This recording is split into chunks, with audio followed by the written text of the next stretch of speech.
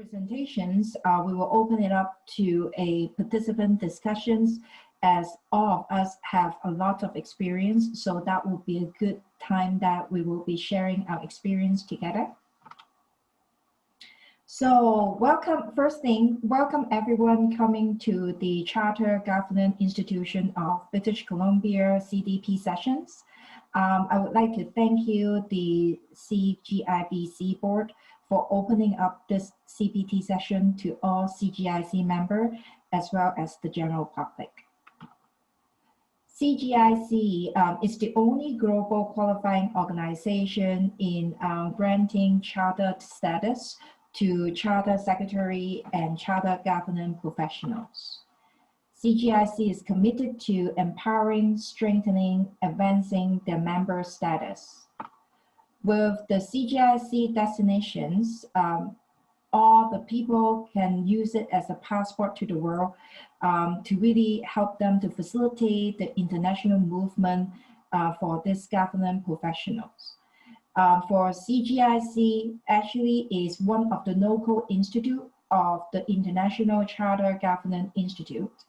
For CGI, there's 29,000 members around the world, and is recognized in 80 countries, and there are 9 local institutes, and CGIC is one of them. For those of you already a member or you haven't been a member yet, we will invite you to check out our newly designed website at www.cgiofcanada.ca to learn more about our program and our destinations and our upcoming events. So now, let's talk about who is Joyce Yip. I'm the president of the CGI BC, which is the BC branch of CGIC. And I'm also the board chair of Small Business BC. Small Business BC is a nonprofit organization that helps BC entrepreneurs to grow successfully and sustainable business through expert advice and educational services, and also some free resources and engaging community events. For my full-time job, I'm the managing director of Silas Consulting Limited. Silas Consulting is a technology management company that offers services in technology management, strategic supply development, strategic partnership, project management, transfer pricing, as well as corporate governance. I have 22 years of experience in clean energy industry, from step fuel cell system vehicle development to strategic marketing to strategic partnership, strategic supply development, supply chain management, strategic sourcing, coaching, board governance, and technology management consulting. I have solid experience in managing complex technical and strategic projects in a cross-functional and multicultural global setting. Being an immigrant from Hong Kong to Vancouver, I have deep understanding of Chinese culture and fluent in written and spoken Cantonese and Mandarin. So now, let's talk about our topic of today. So for corporate governance, it's very important to a lot of company, because corporate governance is for a lot of publicly traded company is a must, and for risk management is a key element of corporate governance. So the board actually responsibility should include identifying the principal risks of the business and ensuring the implementation of an appropriate system to manage this risk. So for managing, to have a good system, then the board need to ensure that the system is effective, and then it meets the internal control, and they should consider the following factors. So the nature and extent of the risk facing the company. So for today's topic, for supply chain risk management, for different companies have different businesses, have different extent and nature of the risk related to supply chain. for the extent of the risk in regard as acceptable for the company to bear. Different company are different financial situations, and also the nature of the risk is slightly different. So it's important that to understand the extent of the risk and also the likelihood of the risk will happen. With COVID-19 actually making the extent of the risk as well as the likelihood of the risk increase dramatically for supply chain risk. And also when you consider the system, then you want to look at the company ability to reduce the impact of the business.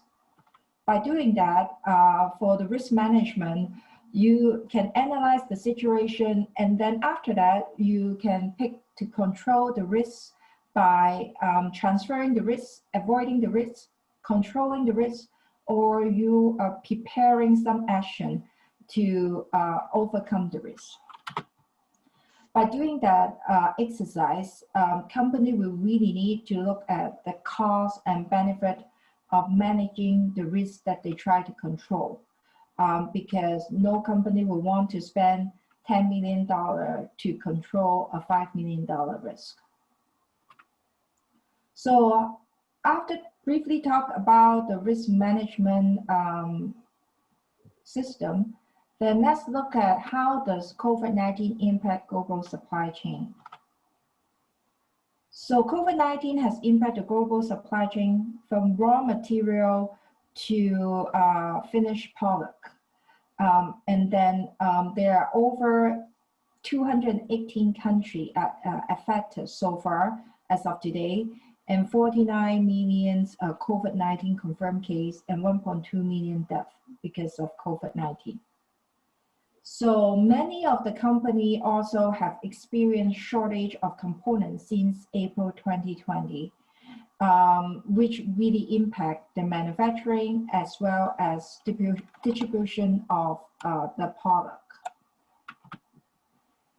And as some of you may already experience, many of the high demand items are sold at store, and the back order date is to be determined.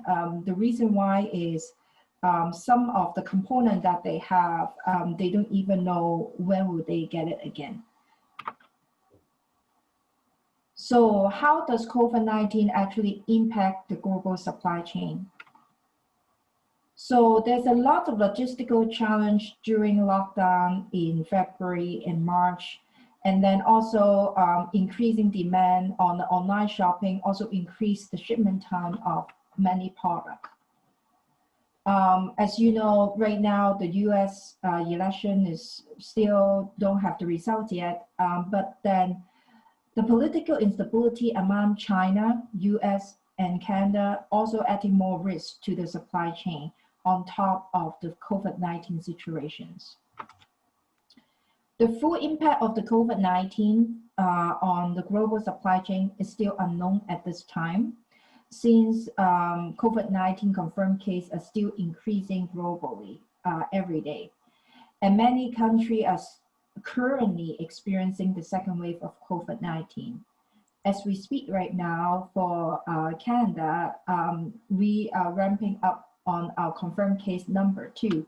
So there's uncertainty about would there be potential lockdown again, and that may happen to other countries as well. So all this uncertainty of the potential lockdown during the second wave in many countries, that will really putting a lot of pressure and risk on our supply chain. So what is China's influence on the global supply chain? China is a primary producer of a high value and high technology products and components. There are engineering product, electronic technology product, pharmaceutical, you name it. And a lot of the global brand name also have the modern manufacturing facility in China for price competitiveness as well. This global brand name is including raw material as well, steel, iron, and a lot of automotive component or cell phone components or computer components. Being the largest supplier and customer of global commodity and industrial product, when the world factory is impacted, the global supply chain are also impacted. And in China right now, the COVID case seems to be not a lot. However, in China, they have a very good contact tracing software, and they're doing that really well. And some of my clients has been telling me that there's government have the rule, if your factory have one confirmed case, then your factory will have to shut down for at least a month to really sanitize the whole place and make sure that there's no more people got infected. So if that really impact all the potential Chinese factory, then the risk of supply chain being disrupted is very high with the second wave is happening. So you may think that right now, currently, you don't have any tier 1 or tier 2 supplier located in China. However, it doesn't mean that you are not affected if something happened in the China supply chain. So now you may think, how do you minimize your supply chain risk? So we will advise you that to really trace your supply chain beyond your tier 1 supplier, you need to have a full understanding on your supply network and then reliably across multiple layers of supplier in order to determine your supply side risks. Also focus on your critical security of supply assessment first for your critical components, and then develop and implement a supply chain risk management and business continuity plan. As we talk about for risk management, you really need to look at the cost and the benefit to control a risk. For a lot of the product, for many companies, they just have too many components, and there's no way to really do a detailed assessment for all the components. So that's why we advise our clients to really focusing on looking at the critical component first. And then after you finish all the planning for your critical component, then you can really look at the second layers of components that is more important than the rest of the components. And then do your analysis this way to build your business continuity strategy. And also, if possible, try to diversify your supply chain from a geographical locations to reduce your supply side risk from one country or from a region. And if it's possible, try to multi-source your key commodity or strategic components to reduce your reliance on a supplier. And I know that for some industry, that may not be possible. For myself, I'm coming from the fuel cell industry. A lot of time for the critical components, we only have 1 or 2 suppliers in the world that meet our requirements. If your components is in the same situation, then we will advise you that maybe start investing in supplier development. So look at that critical component that have limited suppliers, and then also look at the same area, and if they have some immature supplier, then maybe it's time to work with them to help them to do supply development, to bring them to a more mature level.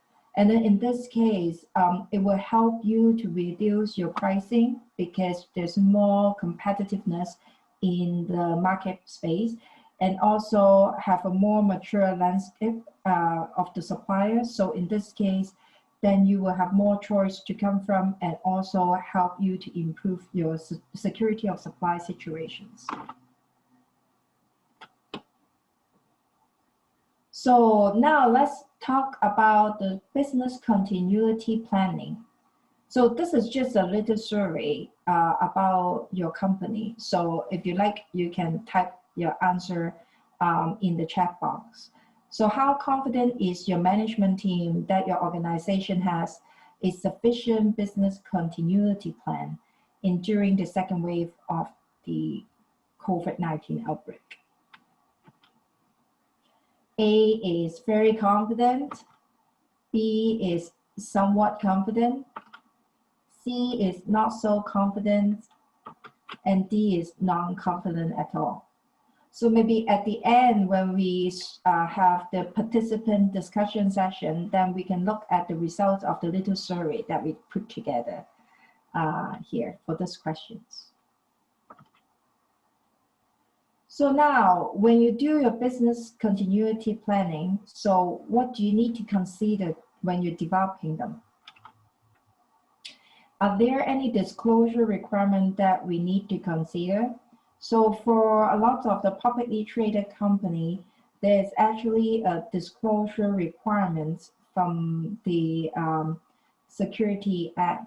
So we have to look at that. But also, if you're not a publicly traded company, you may want to consider if you have any disclosure requirement that you have to consider when you put the plan together for your stakeholders as well as for your shareholder. The second question is, do we have an adequate crisis communication plan in place for all stakeholders? For crisis communication plan, a lot of the company, they may not have one. And we really suggest company to have a crisis communication plan prepared. For example, if there's an issue with your supply chain and you know your key supplier won't be able to provide component to you. So what are you going to do and how quickly and what kind of information that you would like to communicate to your stakeholders? Because a lot of time for disclosure requirement, if you have one, transparency is kind of something that your supplier or your stakeholders is looking for. So then that's why I have a crisis communication plans in place. And then when things happen, all the management team can act quickly and know what to do. That is very critical for the credibility of your company. And then the next question is, when and how should we be communicating to our advisor when our critical supply are disrupted? So this is something that can be prepared with the management team and then even with the board to really think about what kind of information we will need to communicate to our advisor and when do we do it. For different advisor, you will probably have different criteria and different timing on the when and how. But it's really important to have that prepared before something happens. So in this case, the whole management team will be able to respond to it rather than reacting to it. And then the next question is, what is the right cadence of reporting to the board when our supply chain are disrupted? A lot of time for board meeting, it may happen 4 to 6 times a year for many of the company. However, when your supply chain are disrupted, that may have a huge impact of your company. Then it is important to have a common understanding with the board and the management team that like how often some of the management team need to report to the board. And then the next thing is we need to have a good understanding of what is the upstream as well as downstream economic impact or exposure that our company may have to our supply chain disruptions. And in this case, the upstream is, you know, like what are the supplier, how do they impact it? And then the downstream is if our supply chain got disrupted, then what will be the impact to our customer? And also, what is the legal obligation that we have? What will be the liability that we have? And then in this case, in the assessment, then it's good to include the legal advisor to really look at what is the liability and all that for us. So then the other question is, what is our response plan if our workforce is exposed to COVID-19? This response plan, we have to really think about from different extent of the exposure. Like if the exposure is just one person or the whole team or the whole facility, then probably we will have a different response plan in place. And then that will actually link to the communication plan that we have set up earlier. And also, have we identified how our key partner and stakeholders may be impacted by different COVID-19 related situations? Because when you do the business continuity plan, you have to make a lot of assumption of what if this happened, what if that happened, and then how do we respond to it? And from the supply chain point of view, a lot of the company, they have a lot of partners and stakeholders. And then if this partner and stakeholders was impacted by COVID-19, then we will be indirectly impacted as well. So it's really important to have the whole group to sit down to brainstorm what kind of potential situation may happen to your key partners and stakeholders, and then at the same time to really identify the impact. And after that, then you look at your own business continuity plan. If there's this type of impact happen to your partner and stakeholders, is your business continuity plan solid enough to deal with all the situations?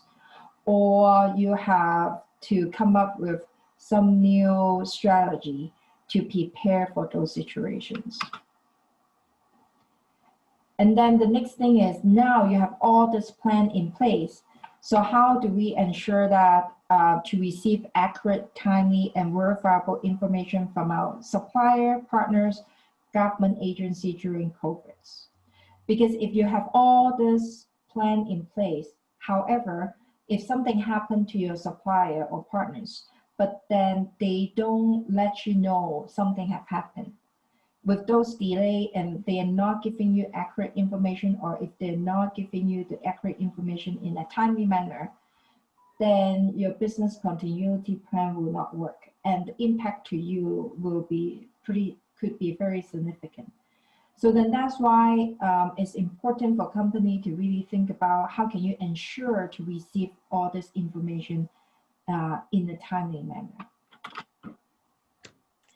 And then the next thing is really what kind of key metric that your business is required and your board is needed when you need to make a key decision going forward. So it's really important that the management team and the business board have a good communication to define what are the key metrics that is important for the board and the management team to make decision if COVID happens in the facility or if the supply chain got disrupted.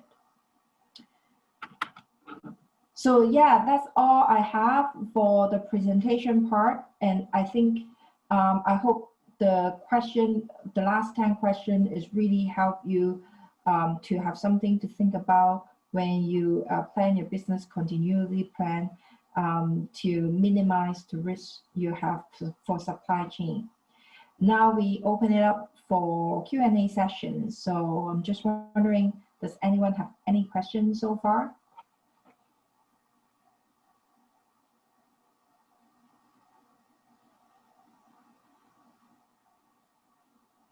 So if we don't have any question, let's open this up as a discussions with the participant to share what you have happened to your company. So how does COVID-19 impact your company's supply chain? So does anyone would like to share your experience?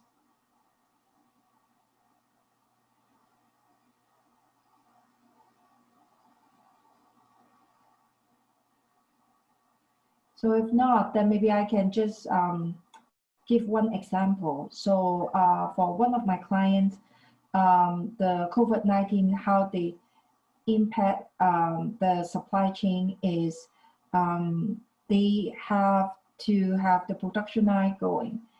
And in February and March timeframe, what happened is because they have some components from China, and then with the Chinese New Year and then with COVID, that factory actually was closed for over a month.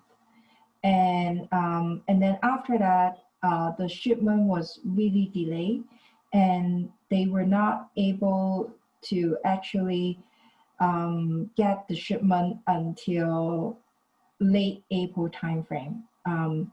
And what was the impact to them was the company actually have to shut down the production for the whole April. And then they have to really delay all the PO that they received. And it's good that the clients are very understanding and they don't have any like a financial loss. But it does really impact the whole distribution of the product and also impact the downstream the client as well. So that is one example of COVID-19 impacting my client's company on the supply chain. So does anyone else would like to share some of your experience? So I see a question. So since I'm not, I can't read the question at the same time. If you have a question, you can unmute yourself and ask the questions. I can read it for you, Joyce, if you'd like. Okay. Yeah, that's great. Thank you. So Lee Haldeman asks, what have you seen regarding pricing during the pandemic? So the pricing during the pandemic, actually, there's twofold. At the beginning of the pandemic, I'm seeing that for some of the commodity, is actually the price when increased because a lot of companies have shut down with the raw material factory in China. And then, so right after the pandemic, I would say April and May timeframe, a lot of the commodity pricing went up. And then starting in June, because a lot of the factory already opened back around May timeframe, starting in June, because a lot of the labor is back to the factory. And then I'm seeing the pricing drop a little bit. And then now it's a little bit more stable. But then I guess if we have a second wave coming, from the learning of the first wave, the pricing may have a spike again. But then it's really hard to impact what is going to happen. But from what I have seen for the first wave is there was a spike and then the price was slowly stable back down as the factory having back to the normal production again.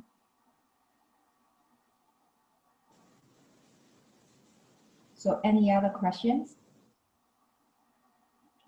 I don't have a question, but I do have a comment. I'm Yvonne Grunthal. I'm a trade commissioner with the federal government, with the Trade Commissioner Service. Mm-hmm. And one of the things that the Trade Commissioner Service is doing now in response to COVID is that typically we don't usually help with imports mm-hmm. and sourcing unless it is tied to an export, but this is now being loosened because of the need to source PPE and other critical components. And so if you are having difficulty sourcing particular components, you can approach the Trade Commissioner Service and ask for their assistance in finding alternative suppliers. That's great.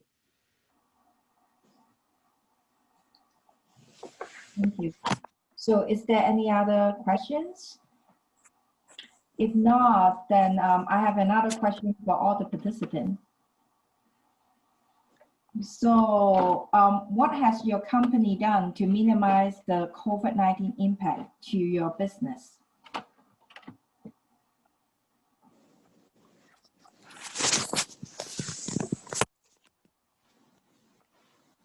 So do we have anyone would like to share your experience?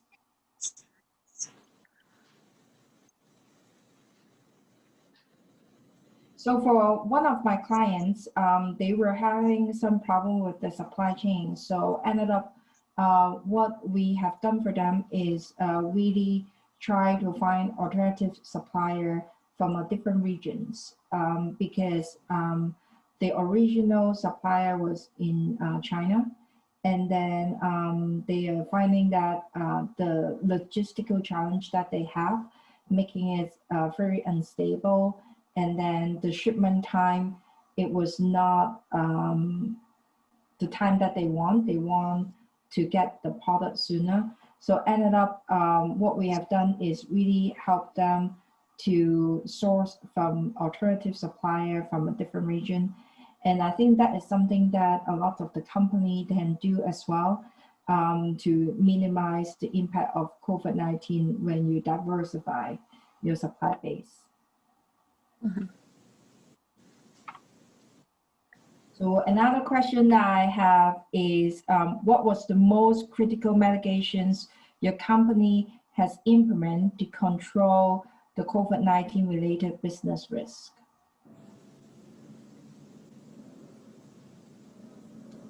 So I saw there was a comment came in. Would you mind to read that for me, please?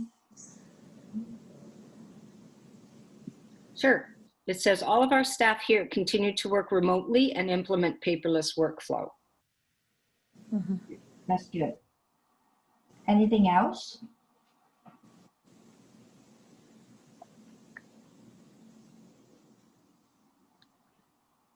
So for one of my clients, when they share their experience with us, they were saying that the most critical mitigations that they have is same as working remotely, but also actually moving a lot of the communication with the client online.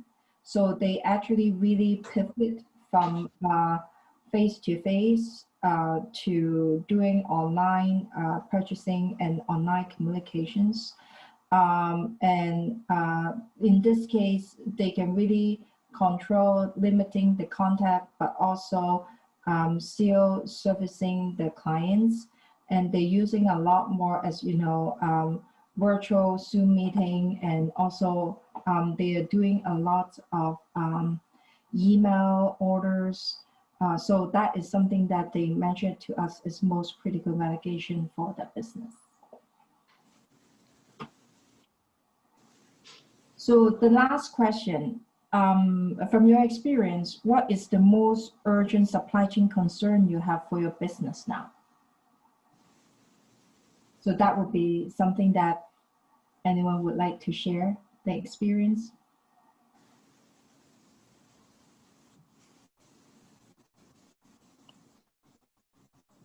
So for one of our clients, they basically say the most urgent concern they have is the second wave is coming. So then for some of them is already start ordering the critical component a lot more, because right now there's no shortage. So what they do is they will project that for the next 6 months or even for the next year, how much they will need for the critical component. And then they order them and really stock them up. So in this case, even though if the second wave come, then they won't experience the same thing as the first wave. And then that's how they manage the risk in terms of the critical component supply. So yeah, that's all we have. Well, thank you very much for everyone's time. If you guys have any more questions after this, please feel free to contact me, send me an email or call me, and then we can help you with more of your supply chain risk questions. Thank you. Thank you. Thank you, Joyce. That was very informative today. For any of you wishing to review this after the fact, there will be PDF presentation slides on our website, as well as the video once I put it up, probably on Monday. You can tell your colleagues as well if they didn't get a chance to view it today. And also, again, any of you, if you require proof of CPD hours, this is 1 hour towards your CPD points. You're welcome to email me at info@charteredgovernanceinstitute.ca. My name is Kathleen, and I can write you up a little letter or something if you need proof. Thank you, everyone, for attending. Stay healthy and have a great weekend. Thank you. Thank you, everyone. Have a good weekend.